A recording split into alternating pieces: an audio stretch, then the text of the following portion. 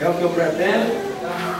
Edson também tem essa mentalidade, também de dar a contribuição dele como a gente pode, como se deve, e vocês contribuam com compromisso, com realmente respeito à camisa que vocês vestem.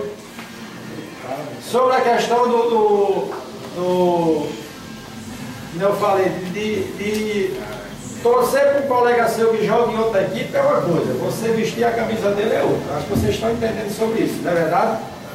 Tem alguma dúvida? Está todo mundo de acordo? Tem alguma que possa, não, eu deveria ser assim. E tem maior, até para esclarecer. Quando a gente fala vestir a camisa de uma equipe, assim, o que eu acho mais chato é quando é no dia de um jogo. Mas se você tem uma camisa do Zé, até custar pode ter, do Vitória, alguém tem do Compare, mas no dia a dia você pode vestir, não tem problema nenhum. Agora no dia do jogo tem esse cuidado de não pegar essa camisa num dia de jogo daquela equipe e lá para o estádio vai dar a visão, pô, estou torcendo, eu jogo no Floresta, mas estou torcendo por time fulano e tal. Eu acho que para quem tem um mínimo de organização, isso é um caso que tem que ter um cuidado. Tem um cuidado. Também, aí eu falo de outro.